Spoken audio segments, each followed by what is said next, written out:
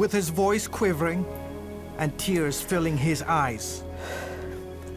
Mushtaq Faisal said he had no choice but to leave Pakistan. My life is full of challenges. Muslim neighbors accused the young Christian of tearing pages from the Quran, so they wanted his family killed.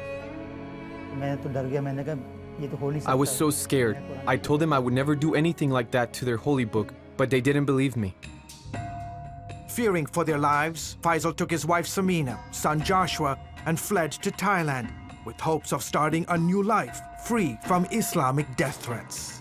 The moment we arrived in Thailand, I submitted our asylum application with the UN. But 6 months after arriving in country, Faisal still had not heard back from the UN's agency responsible for protecting refugees.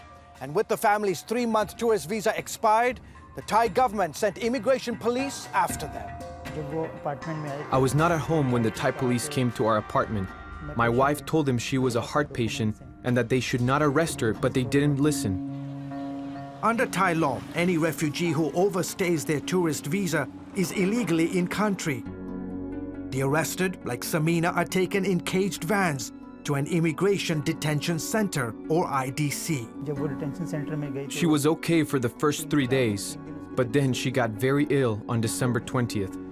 Faisal pleaded with the UN to help his sick wife. I kept asking, I kept crying, but they did not listen to me. He begged detention guards to give her heart medications. I told him that if you don't do anything, she will die. The name Jesus Christ. Wilson Chowdhury, a Christian human rights advocate, tried to intervene but wasn't too hopeful based on past experience. What we found is that the wardens meant to be protecting these detainees, deny them access to healthcare and medicines. His group and others obtained images showing inhumane conditions inside the IDC facility, including of men chained like dogs. The stench as you walk in is overpowering. The toilets, there are 2 toilets to serve over 200 people. And in some cases, 200 people crammed in rooms that barely fit 100. So they're sleeping one on top of each other, or they'll be sleeping crouching or standing up. On December 30th, 2015, the UN finally responded to Faisal, but with news that his wife Samina had died.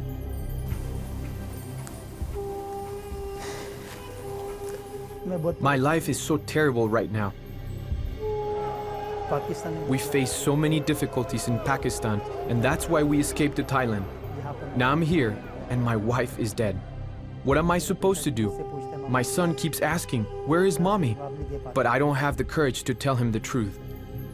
6 other Pakistani Christian refugees have died in Thai detention centers.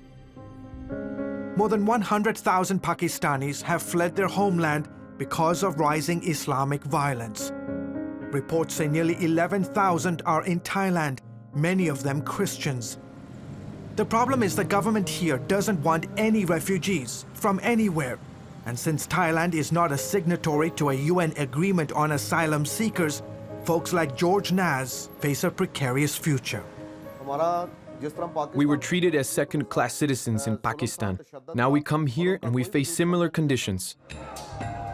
Naz is a wanted man in Pakistan. In 2013, he was accused of blasphemy by an Islamic court, but escaped to Thailand. For now, he hides and waits. An illegal, with no right to work, no access to schools or hospitals. I'm scared to go outside my building because the immigration police or army can arrest me at any moment. CBN News visited a housing complex in Bangkok where scores of Pakistani Christian families are crammed into small apartments, many living illegally. For example, we live in one room with 4 other families. Our kids cannot go to school because they are also considered illegal. So the whole day we just sit at home. For a few hours on Sunday morning, a handful of Pakistani Christian families brave arrest to attend the secret church service. Stranded in Thailand for years,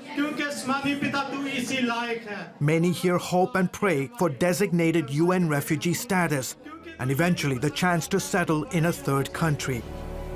In the meantime, a few Christian NGOs are helping them and others with food and living expenses. But the needs are overwhelming. For now, though, Faisal clings to the one thing he knows will bring comfort. He reads verses from Psalm 121, reminding his son Joshua that it is God who will take care of all their needs. I trust in God. Only God can help us in our time of difficulties.